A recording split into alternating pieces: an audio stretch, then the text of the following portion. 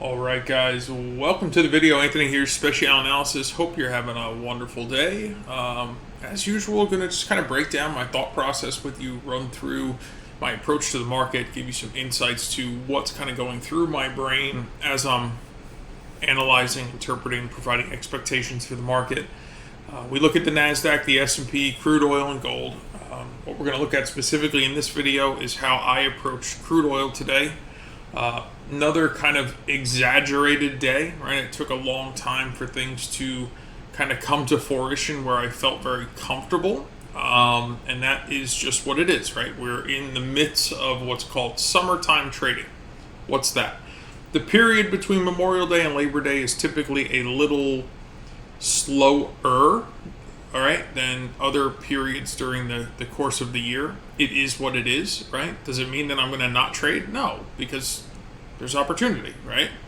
It may not be exactly what I'm looking for. It may not meet every one of my different approaches to the market, but I don't necessarily need all of them to work out. I just need to be able to say, okay, I've come to the market, I've analyzed the market, I've interpreted the market, I have an understanding of what I believe the intention of the market is, and then I'm going to participate with what I believe that intention is. So let's talk about the chart here. We'll kind of work our way through it and go one at a time. So big picture, I'm going to open up my top left here. This is my 4-hour chart. Testing some significant resistance. We tested it yesterday. We're testing it again today. So this right here is really what I'm focused on, right? Can we push through this level and retest yesterday's high and then go on to test prior levels? Or do we find resistance here and do we start the process of falling back? So that's what I'm watching. You know, as we were forming this kind of topping pattern over here, we were doing it at resistance. So I felt like we were probably going to hold, and we did. You could see we created what is a ugly, less than perfect textbook head and shoulders. So this area here in the middle at 850 would be our head. We would have established our first shoulder at 755, roughly an hour beforehand, and our second shoulder at 940. Okay, so this is kind of a topping pattern. You can see we tested this area 4 or 5 times, but we essentially created a head, a neck, and 2 shoulders. Okay, so what am I looking for specifically? I'm looking for a break of the neck. All right, looking for a broken neck. That's what I'm looking for. Breaking the neckline. Here's the immediate retest. Here's the push to the VWAP, and also to this prior level here, which was meaningful earlier in the morning, 78.58. Below that, looking at 78.40 was my next target down here. I was actually looking at 78.35 to be completely honest with you. Saw some liquidity pop up at 78.37. So started kind of moving my target up a little bit here. Would have not gotten filled had I left it at 40. As we just came into 40, I closed the position because I was afraid we were going to take a bounce. And we did. We took a bounce. And listen, this still may hold here, right? This still may hold and we still may go lower on the day. But it's Friday, guys. I'm done. Like, I'm smoked. I just want to pack it up, right? I want to back it up. Just be done. I didn't have a terrible week. You know, I'm not mad. I'm not upset. I'm done. Like, 5 days of trading. Like, I need a break. You know, I'm ready for a break. So I just took very quick, aggressive profits, and that was it. So I got short back here on the retest, right here, 75. Okay, took profit here at 58, and then I took more. I think I got filled at like 43, roughly. So when I just smashed the close position button. So about 32 ticks, you know, on the bigger picture, on the lion's share of the trade. I'm okay with it. I'm not mad. I'm not upset. Like, I'm going to just go on and enjoy my weekend at this point. Like, there's nothing else to do, right? I mean, I could sit here and maybe I could fire off another trade or two if I really feel extraordinarily, ambitious, but why? This is where traders have the biggest problem. So today we had a very in-depth psychological talk, right? why are you struggling as a trader? Well, because it's probably not the analytical side, believe it or not, right? Like if you have a clear, defined trade plan and it's written and you've created a summarized checklist and you check the boxes repeatedly and you place the same trade over and over and over again, the trade plan's not the problem. It's more or less the person that is the problem. And I say that respectfully because I've been that person, okay? And sometimes my ugly habits come out and I am that person, okay? So don't think that I'm exempt from it or any professional trader is exempt from it by any means. That's not the case, okay? It's we have emotions, we have an ego. This is typically harder for men than it is women.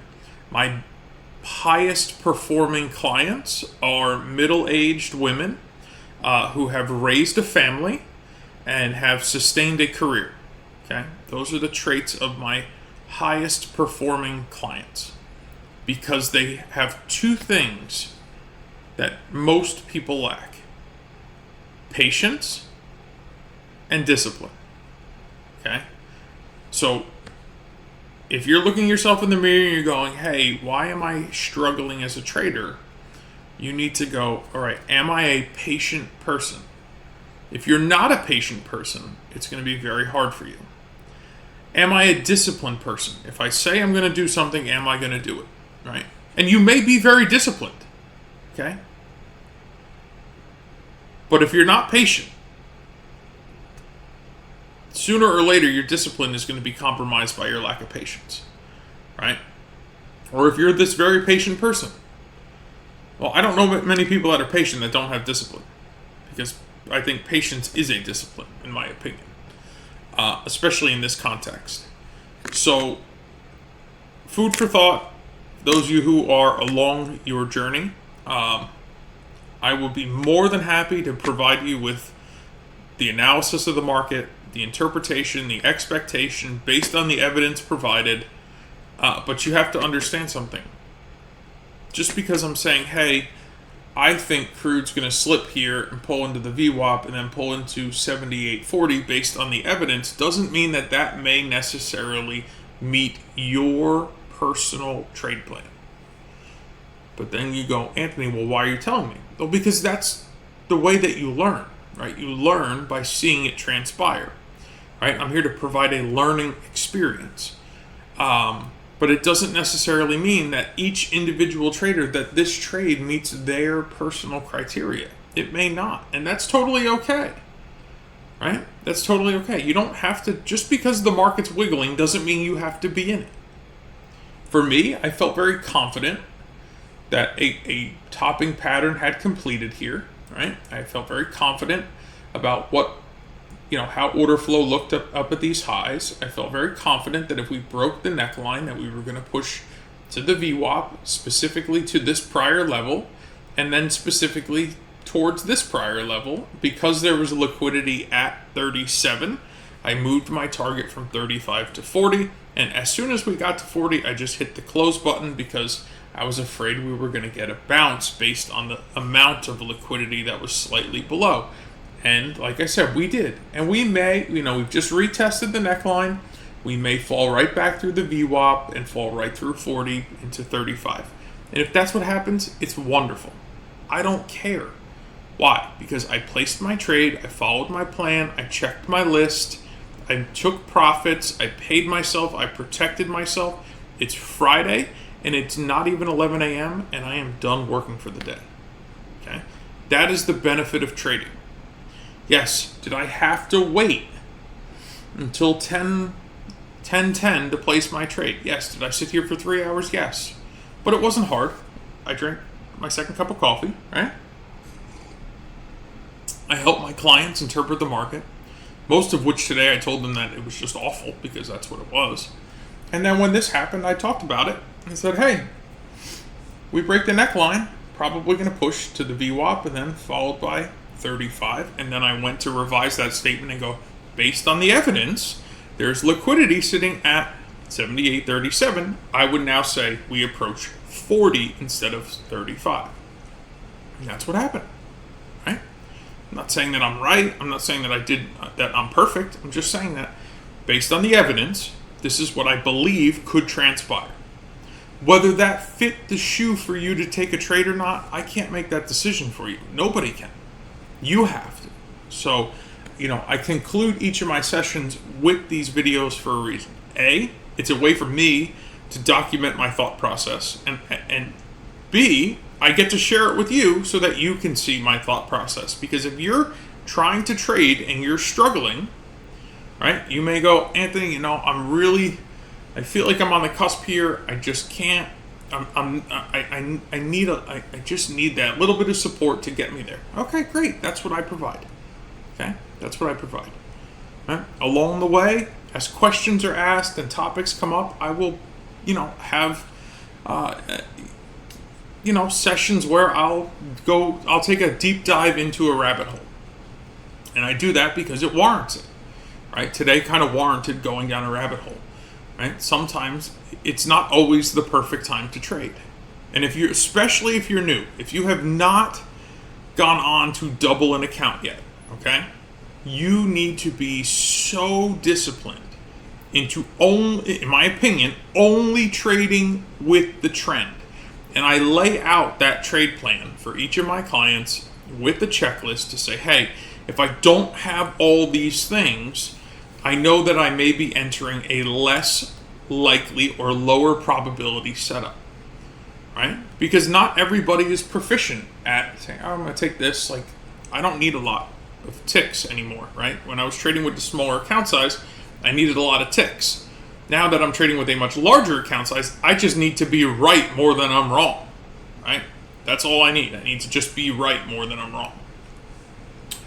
So, with that statement being made, it changes a little bit, especially when you're starting with a small account. You want to be able to say, all right, here's the checklist that Anthony's laid out. Intraday, these things meet the criteria of what should be a continual trending market until proven otherwise, right? And that's going to be your lowest risk setup. And I give that to my clients because I think it's important. I think it's the place to start, right? Because if you can't be profitable with the trend, you're not going to be profitable trading against the trend. Okay, so that's just kind of key topic there today that I wanted to kind of hound on, and then of course walk you through kind of my thought process in the way I approach the market. So hope you enjoyed this video. If you did, make sure you like it. Have a question, feel free to reach out to me. I'll leave my contact info below if you want to join me live in the market every day from 8 to 11. There's a link below as well. God bless, guys. I'll see you in the next video, and thank you for being here.